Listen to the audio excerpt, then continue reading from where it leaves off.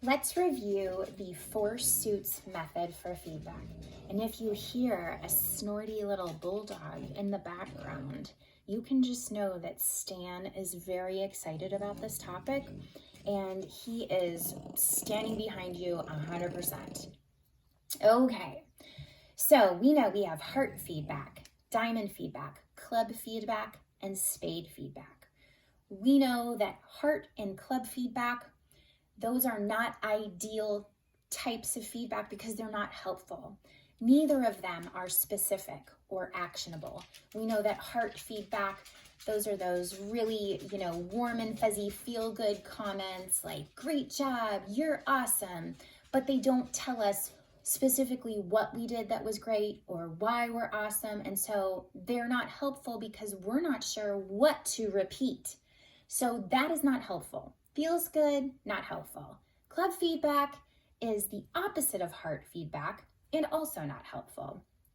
Those are just negative comments that are not specific and they don't give us direction on how we can improve. So we're going to try to stay away from both heart and club feedback. I think that personally, I don't have a hard time staying away from club feedback, but sometimes I do have a hard time staying away from heart feedback because I get so excited, and when I want to tell somebody they were great, those are the words that come out. Oh my gosh, that was so great, or you're so awesome. So I think I have to work really hard to be very intentional, that's not a word. That is not a word. Intentional about being specific when I want to give positive feedback to somebody, okay? So don't beat yourself up if you're one of those people that throws heart feedback around.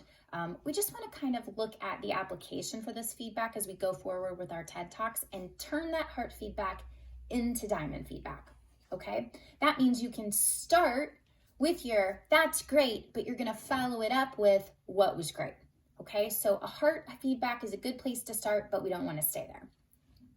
Diamond feedback and spade feedback, both of these types of feedback are very specific and very actionable.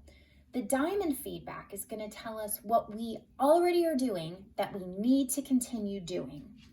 The spade feedback is going to be feedback that helps us change something or revise something or improve something or try something we haven't tried before, or just look at something from a different perspective. Diamond feedback looks like, I really like the imagery that you created for your reader in that very first paragraph. You're great. That's great, right? Take that hard feedback if that makes you feel good to say those words, and I know it does, but be specific about what it is. You might say, hey, I really like how you used humor at the beginning of your talk to catch your audience's attention, okay? Spade feedback. Spade feedback is feedback that helps us dig out of something that we're kind of in already. For example, Mrs. Walther, myself, I say okay all the time. I've listened to these videos back, and if I was going to give myself some feedback, I might say, I'm not sure if you noticed this, but when you don't have something to say or when you want to change your mind, you use the word okay to move on to the next thing, and you don't actually need to do that. You can just take a breath and not say okay all of the time. Side note, that was actually feedback I got from my cooperating teachers when I was doing my student teaching 23 years ago. I'm still doing it. And okay, here we go. So we've got heart feedback, club feedback. We're going to stay away from those. Diamond feedback is designed to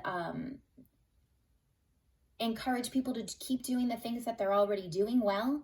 And spade feedback is a moment for us to share something with somebody that will help them change something that needs changed, or adjust something, or maybe just have the person receiving the feedback notice something they maybe didn't notice before. An example of that might be that last paragraph has me really confused. Maybe you could rearrange your sentences. I think I used that example before. So, in summary, we have 4 types of feedback. 2 are helpful, 2 are not helpful. What I want you to do right now is I want you to go into your TED Talk notebook to the slide. I'm not sure what number it is. I'll probably put it in this post. It's the slide that comes after the 3 talks that you've listened to. It's just a 4-section grid with heart, diamond, club, and spade in it. And what I would like for you to do is I want you to take what you know about these types of feedback, and I want you to document in each one of those boxes. I want you to identify what kind of feedback that is, what it looks like, if it's helpful or not helpful. I think it also might be nice if you added an example in there. So it's kind of like a little bit of a sketch note for feedback. We're doing this.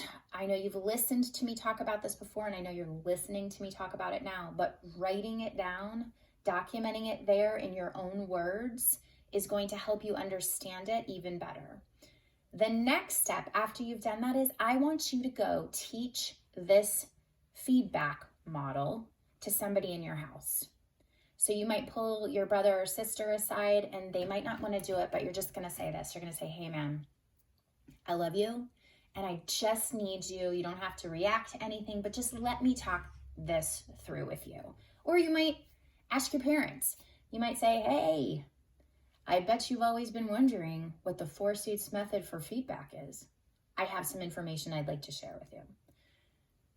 If nobody is available, I suggest maybe pulling one of your pets aside, or maybe a houseplant. I don't care who you tell, but talk it out. Or maybe you could call someone on the phone. There are a lot of things you could do, but when we get into a position where we are teaching somebody something, we are solidifying our understanding of it even more. So your goal today, you've listened to this video, you're going to put some notes in your TED Talk notebook slide for feedback and be as specific as possible. And then I want you to go teach this method to somebody else or some other living creature, or, and if none of those things are available, maybe you could talk to yourself in the mirror and pretend that you are another person. I know that's weird, but times are weird, friends, and we're just gonna do what we can do, okay? So write about it, talk about it. That's your big goal. All right.